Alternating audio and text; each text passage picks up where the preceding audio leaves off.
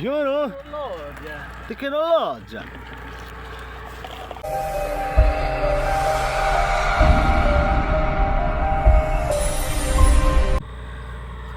Yo, mayong gabi mga idol. Karon mga idol, mangisda mi kay sumol na kay mi sige kaon og laham mo na si Boss Jimuel kana anad na siya panagat kay taga Bislig man para mga idol mo salong na siya.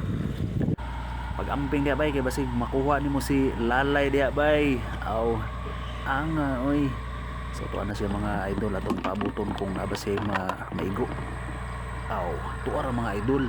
Perting igo Sniper kay ini. Sniper na siya og gabi bisan og adlaw. Sniper na si Boss Jimuel.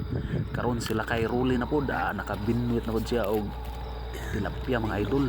Dako kay nga tilapia mga idol. Lami kayo, presko kayo. Okay kayo. Hito. Si Mr. Hito. Tuara si Hito boy. Naningkamot pod ang isa. Karon kay gikapoy naman siya og salom sa tubig mga idol. Naminwit na pod si Boss Jimuel para nakakuha siya og an hito. Karon mo ni ang kuha ni Jimuel. Pre, tira mo si Parenchit. Alright. Ito bay. Parang ano to ba? 5 kilo 5 kilo. Karon guys, atong tanawon ang perimeter kay basig may wakwak ba kay para safe ang ato ang mga tropa nga ano aga salom-salom maga paminwit. Clear ang area.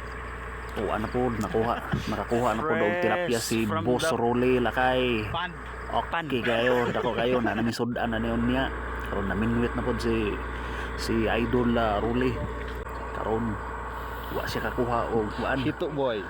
kanang hito kay si Lalay ang nakuha. Ohay, ito na po si Boss Jimuel Ng Alcabra Warriors. Pugihana o si Boss Aljon.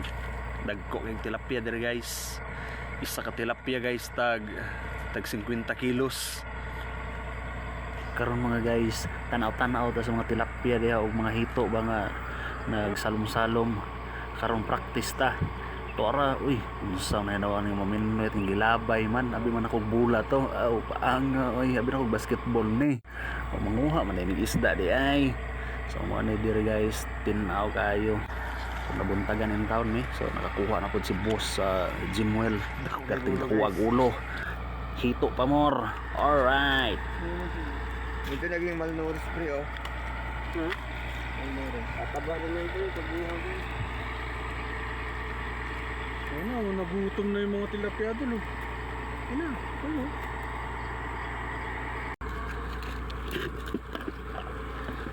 Guys, manguli na mi guys kay daghan na kayo mi og kuha. Thank you so much for watching.